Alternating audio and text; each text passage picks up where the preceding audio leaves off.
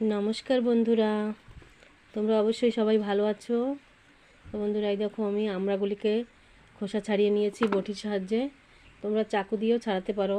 তো বন্ধুরা, আজকে আমি এই আমড়া দিয়ে আচার বানাবো। তো আমড়া দিয়ে কি করে আচার বানাই তোমরা আমার সঙ্গে থাকো, দেখবে। তো এই দেখো বন্ধুরা, সব আমড়াগুলি আমি কেটে কেটে কুচি কুচি করে নিয়েছি, ছোটো ছোটো টুকরো করে নিয়েছি। তো তোমরা আমার সঙ্গে থাকো, আমরা আচার কী করে বানাই সবাইকে দেখাবো। এখানে আধা কিলো আমড়া আছে। তো তার জন্য আমি চামচের বড় 2 চামচ সর্ষে ভিজিয়ে রাখবো।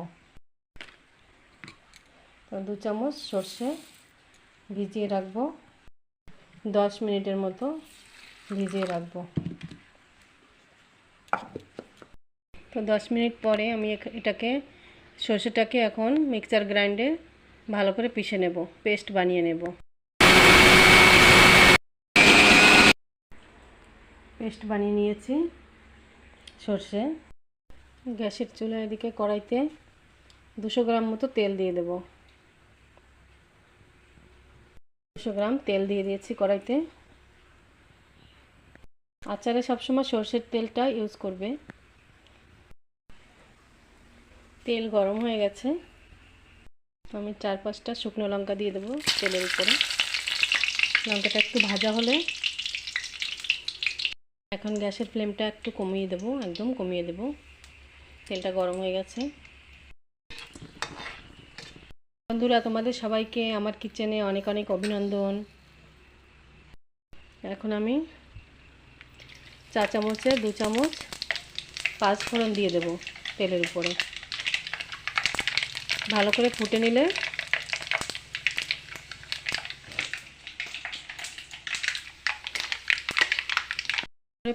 ফুটে গেছে আমার 5 ফোড়নটা। তো এখন আমি দিয়ে দেবো আমড়াগুলি ঢেলে। কিছুক্ষণ নেড়ে চেড়ে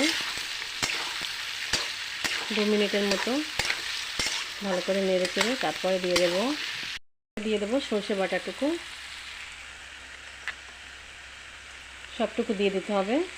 2 চামচ, বড় 2 চামচ যা পেস্ট করেছি সবটুকু দিয়ে দেবো। এখন একটু সময় নেড়ে চেড়ে সর্ষেটা ভালো করে মিশিয়ে দিতে হবে।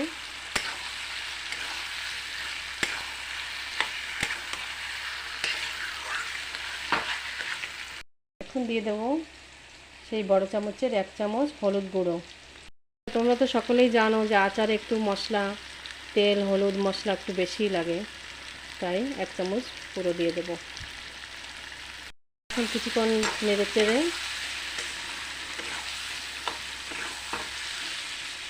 তারপরে দিয়ে দেবো ওই বড় চামচের 1 চামচ মরিচ পাউডার, লঙ্কা পাউডার। এটা নিরামিষ আচার। তোমরা এই আচারটা বানিয়ে যেদিন কোনো ঠাকুরের নামে ব্রত রাখবে, উপোস থাকবে, পুজো করবে, উপোস না মানে নিরামিষ খাবে, তখন এই আচারটা খেতে পারো। এখন দিয়ে দেবো 1 চামচ, বড় 1 চামচ আচার মশলা,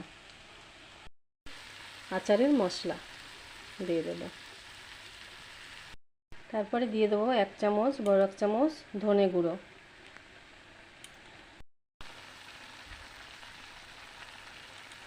আমার প্রিয় বন্ধুরা, হয়তো তোমরা মনে মনে ভাবছো যে লবণ কেন দিচ্ছি না। তো বন্ধুরা, একটা জিনিস মনে রাখবে, যে কোনো সবজি হোক, যে কোনো আইটেম রান্না করা হোক, প্রথমে লবণ দিয়ে দিলে সেই জিনিসটা গলে যায় সুন্দরভাবে। তো এখানে আমার আচারটা তো একটু শক্ত শক্ত রাখতে হবে, কিছুদিন রেখে দিতে হবে না, তার জন্য আমি লবণটা লাস্টে দিয়ে দেবো। আমার যে বন্ধুরা আচারে তেল খেতে পছন্দ করো, বেশি আচারের তেল তেল পছন্দ, তারা একটু তেল বেশি পরিমাণে দিয়ে দেবে। আমি একটু কমিয়ে দিয়েছি, 200 গ্রামের জায়গায় 400 গ্রাম দিয়ে দিতে পারো। তো সবার লাস্টে দিয়ে দেবো চামচের বড় 1 চামচ লবণ। আচারে একটু লবণ বেশিই লাগে, তো তোমরা চাইলে এর থেকে বেশিও দিতে পারো। লাস্টে দিয়ে দেবো লবণ। এতক্ষণে আমার আচার প্রায় হয়ে গেছে বন্ধুরা। তো তোমরা সকলেই আমরার আচার বানিয়ে খেয়ে তারপরে আমাকে বলবে কেমন লেগেছে আমার এই আচারের রেসিপিটা। আর আমার যে নতুন বন্ধুরা আমার ভিডিও দেখছো সবাই আমাকে লাইক করো, সাবস্ক্রাইব করো। আমি আরও নতুন নতুন রেসিপি নিয়ে আসবো তোমাদের সামনে। বন্ধুরা এখনও কমপ্লিট হয়নি, আরও একটা জিনিস বাকি আছে, লাস্ট হয়নি এখনও, একটু ধৈর্য ধরো, দেখতে পারবে। সবার লাস্টে দিয়ে দেবো এই ভিনিগার, 50 গ্রামের মতো ভিনিগার দিয়ে দেব। ভিনিগার দিয়ে দিয়েছি। তোমরা ভিনিগার গ্যাসটা বন্ধ করে তারপরেও দিতে পারো। এখন ঠান্ডা করে বোতল ভরে রেখে দেবে, বয়ম ভরে, বাস হয়ে গেছে আমার রেসিপি আচারের। তো বন্ধুরা কমেন্ট করে জানিও কেমন হয়েছে আমার আচারের রেসিপিটা।